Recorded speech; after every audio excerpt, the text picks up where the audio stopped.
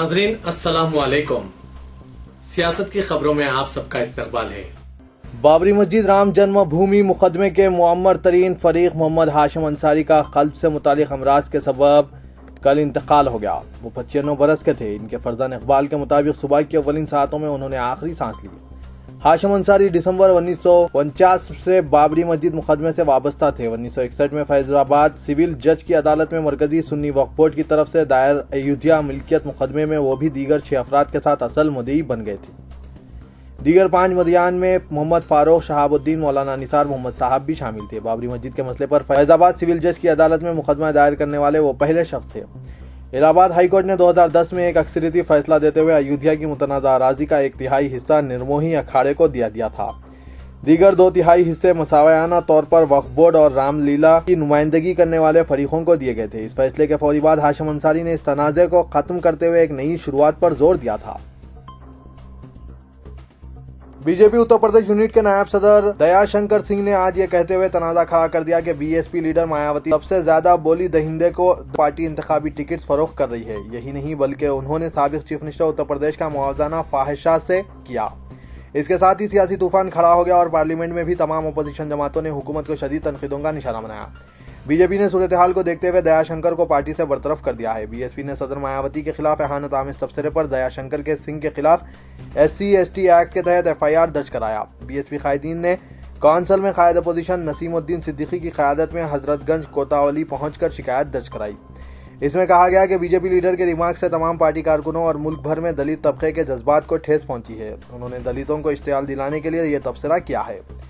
कौमी TV channels पर दयाशंकर के तबसरे का हवाला देते हुए एक CD भी हवाले की गई। इस दौरान बीएसपी ने दयाशंकर की गिरफ्तारी का मुतालबा करते हुए आज लखनऊ में धरना मुनज़्ज़म किया। रियासती हुकूमत ने बीजेपी लीडर के इस तबसरे की मजम्मत की और कहा कि FIR की बुनियाद पर सख्त कानूनी कार्रवाई की जाएगी। मुसलमानों की तरक्की और मुस्लिम तहफ़्फ़ुज़ात की राह में असल रुकावट कोई और नहीं बल्कि खुद मुस्लिम अवामी नुमाइंदे हैं, जिन्हें मुसलमानों के मामलात से सिर्फ ज़बानी हमदर्दी है और जब हुकूमत के इजलासों में इज़हार ख़याल का मौका आता है तो वहाँ इनकी ज़बानें बंद हो जाती है। वज़ीर आला के चंद्रशेखर राव ने असेंबली और कौंसिल में एक से ज़ायद मरतबा मुस्लिम तहफ़्फ़ुज़ात पर अमल आवरी के अपने अहद का इआदा किया, लेकिन जब ऐवान की कमेटी का इजलास हुआ तो मुस्लिम अरकान इस मसले पर हुकूमत को सिफारिशात पेश करने की भी हिम्मत ना कर सके। असेंबली और कौंसिल की कमेटी के क़याम का मकसद ही यही होता है कि वो इन्हें तफवीज़ करदा मसले पर हुकूमत को सिफारिशात पेश करें। अक़लियती बहबूद कमेटी के क़याम का मकसद सिर्फ अक़लियती स्कीमात पर अमलावरी का जायज़ा लेना नहीं है, बल्कि इसे मुसलमानों की पसमानदगी की वजूहात पर अलहदा रिपोर्ट पेश करनी चाहिए। अक़लियती बहबूद कमेटी के क़याम के बाद से मुसलमानों में उम्मीद जागी थी कि यह कमेटी इनके साथ इंसाफ करेगी। मुसलमान तवक्के कर रहे थे कि कमेटी के सदर नशीन के अलावा 4 मुस्लिम अरकान मुस्लिम तहफ़्फ़ुज़ात के मसले पर न सिर्फ मुतफ़्फ़क़ा क़रारदाद मंजूर करेंगे बल्कि हुकूमत को BC कमीशन के क़याम की सिफारिश की जाएगी। लेकिन मुस्लिम नुमाइंदों ने आज अपनी मुजरिमाना खामोशी के ज़रिए मुसलमानों को मायूस कर दिया है। मुसलमानों के लिए तहफ़्फ़ुज़ात से बढ़कर कोई और अहम मसला नहीं है और सिर्फ इस मसले की यकसोई और वादे पर अमलावरी के ज़रिए तमाम दीगर मसाइल का हल तलाश किया जा सकता है। लेकिन अफसोस मुस्लिम नुमाइंदों को अवाम के दरमियान तहफ़्फ़ुज़ात की याद अस्तानी है, लेकिन जहाँ इन्हें कहना है वहाँ वो मसलिहतों और दबाव का शिकार हो जाते हैं। ऐवान की कमेटी में कोई भी मुखालिफ तहफ़्फ़ुज़ात रुकन मौजूद नहीं। इसके बावजूद आज के इजलास में इस मसले पर मबाहस की किसी ने पहल नहीं की। बताया जाता है कि TRS के रुकन मोहम्मद सलीम ने इजलास के आगाज़ पर इस मसले को मौजू बहस बनाने की कोशिश की, लेकिन इन्हें किसी दूसरे रुकन की तायीद हासिल नहीं हुई। बताया जाता है कि मुकामी जमात के फ्लोर लीडर की जानिब से मुस्लिम अरकान को पाबंद किया गया था कि वो मुस्लिम तहफ़्फ़ुज़ात के मसले को उठाने से गुरेज करें। मोहम्मद सलीम ने जब यह मसला उठाया, इस वक्त फ्लोर लीडर इजलास में हाजिर नहीं थे। इसके बावजूद दीगर अरकान पर इनका इस कदर दबाव था कि किसी ने इस मसले की तायीद नहीं की और यह कहकर टाल दिया गया कि सुदीर कमीशन की रिपोर्ट के लिए 3 माह का वक्त बाकी है। इसके बाद कमेटी में मुबाहस मुमकिन है। इस तरह मुस्लिम तहफ़्फ़ुज़ात के मसले को टाल दिया गया। सवाल ये पैदा होता है कि TRS के मुस्लिम अरकान मुक़न्नना पर आखिर किसका कंट्रोल है? वो हुकूमत के एजेंडे पर अमलावरी के पाबंद हैं या फिर वो हलीफ जमात के इशारों पर काम करते हैं? अगर इन्हें अपनी जमात से ज़्यादा दूसरी जमात से हमदर्दी और मोहब्बत है तो फिर अवाम की राय के मुताबिक इन्हें TRS छोड़कर अपनी पसंदीदा पार्टी में शमूलियत इख्तियार कर लेनी चाहिए। एक पार्टी में रहकर दूसरी पार्टी के इशारों पर काम करना अपनी पार्टी से बगावत और धोखाधड़ी के मुतरादिफ है। बताया जाता है कि मुकामी जमात के फ्लोर लीडर ने यह कहते हुए मुस्लिम अरकान को तहफ़्फ़ुज़ात के मसले को छेड़ने से रोक दिया कि अखबार सियासत का एजेंडा है। इनका यह भी कहना था कि तहफ़्फ़ुज़ात के मसले पर वो हुकूमत से तसादुम नहीं चाहते।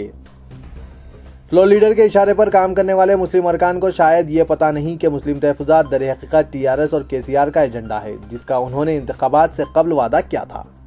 روزنامہ سیاست صرف اس وعدے کی تکمیل اور مسلمانوں کے مفاد میں تحریک چلا رہا ہے تاکہ حکومت جلد سے جلد وعدے کی تکمیل کے اقدامات کرے۔ جہاں تک حکومت سے تصادم سے گریز کا معاملہ ہے، فلور لیڈر کے اس مبینہ خیالات نے تحفظات کے مسئلے پر ان کی پارٹی کو بے نقاب کر دیا۔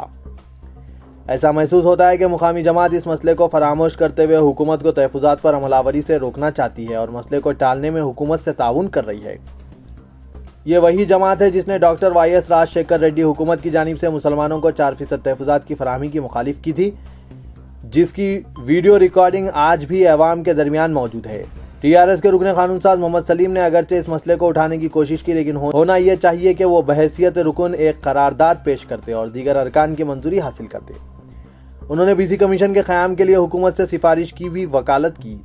بتایا جاتا ہے کہ اجلاس کو ایجنڈے پر مباحث تک محدود کر دیا گیا تھا۔ کمیٹی کے صدر نشین عامر شکیل کا کہنا ہے کہ ایوان کی کمیٹی قرارداد منظور نہیں کر سکتی۔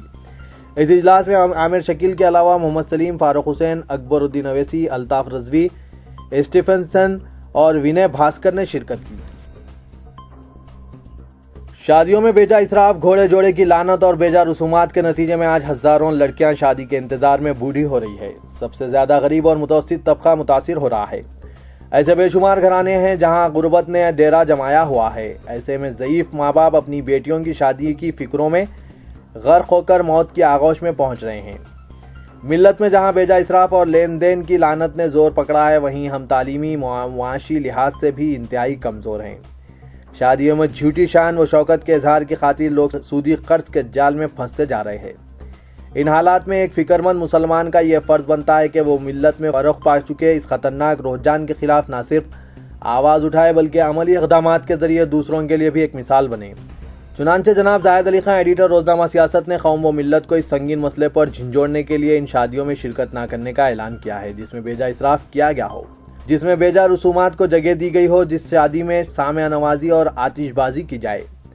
جناب زاہد علی خان نے یہ بھی کہا ہے کہ انہوں نے مینیجنگ ایڈیٹر سیاست جناب ظہیر الدین علی خان اور نیوز ایڈیٹر سیاست جناب عامر علی خان کو بھی ہدایت دی ہے کہ وہ ان شادیوں کا بائیکاٹ کریں جن میں فضول خرچی کی گئی ہو۔ انہوں نے مزید کہا کہ آج صرف تلنگانہ یا ہندوستان میں ہی مسلمان پریشان نہیں ہیں بلکہ ساری دنیا میں مسلمان بہت ہی نازک دور سے گزر رہے ہیں۔ ان حالات میں مسلمانوں کو بیجا اسراف سے گریز کرنا چاہیے۔ خاص طور پر مسلمان شادیوں کی تقاریب میں جس طرح کا خرچ کرتے ہیں، اگر اس پر قابو پایا جائے، سنت رسول صلی اللہ علیہ وسلم کے مطابق شادیاں کی جائے تو معاشرہ بیک وقت کئی برائیوں اور پریشانیوں سے محفوظ رہ سکتا ہے۔ جناب زاہد علی خان نے شادیوں کو سادگی سے انجام دینے پر زور دیتے ہوئے ملت اسلامیہ کو نبی کریم صلی اللہ علیہ وسلم کی یہ حدیث پاک یاد دلائی جس میں آپ صلی اللہ علیہ وسلم نے ارشاد فرمایا، سب سے زیادہ بابرکت نکاح وہ ہے جس پر خرچ کم ہو۔ ایڈیٹر سیاست کے مطابق مسلمان نبی کریم صلی اللہ علیہ وسلم کے اس ارشاد پاک پر عمل کریں تو کسی گھر میں بن بیاہی بیٹیاں نہیں رہیں گی، کسی ضعیف ماں باپ کے چہروں پر اداسی نظر نہیں آئے گی، کسی بھائی کو اپنے بہنوں کی شادیوں کے لیے جہیز اور جوڑے کی رقم جمع کرنے کے لیے اپنا گردہ فروخت کرنا نہیں پڑے گا۔ اس ضمن میں علماء و مشائخین کو آگے آنا ہوگا اور وہ بیجا اسراف کی شادیوں کا بائیکاٹ شروع کر دیں تو ملت کو ایک مثبت پیام جائے گا، کیونکہ معاشرے پر علماء و مشائخین کا گہرا اثر ہوتا ہے۔ عملی اقدامات کے ضمن میں ایڈیٹر سیاست نے آل انڈیا جمعیت القریش حیدرآباد کی ستائش کی جس نے قریش برادری کو شادیوں میں ہونے والے بیجا اسراف سے بچانے کے لیے سخت فیصلے کیے ہیں۔ صدر مجلس اتحاد المسلمین اسد الدین اویسی کو آج اس وقت منہ کی کھانی پڑی جب دہشت گردی کے الزام میں گرفتار مسلم نوجوانوں کے والدین نے صدر مجلس کی قانونی امداد کی پیشکش کو ٹھکرا دیا۔ داعش کے مبینہ کارکن ہونے کے الزام میں قومی تحقیقاتی ایجنسی نے شہر سے چند مسلم نوجوانوں کو حراست میں لے لیا تھا۔ 7 کے منجملہ 2 مسلم نوجوانوں کے والدین نے اسد اویسی کی پیشکش کو مسترد کر دیا۔ ابراہیم یزدانی اور الیاس یزدانی کے خاندان کے ارکان نے ریاستی انسانی حقوق کمیشن سے رجوع ہو کر 1 کروڑ روپے کا معاوضہ دینے کا مطالبہ کیا۔ ان لوگوں نے مجلس اتحاد المسلمین کے بشمول سیاسی پارٹیوں پر تنقید کی کہ یہ اس مسئلے پر ووٹ بینک کی سیاست کر رہے ہیں۔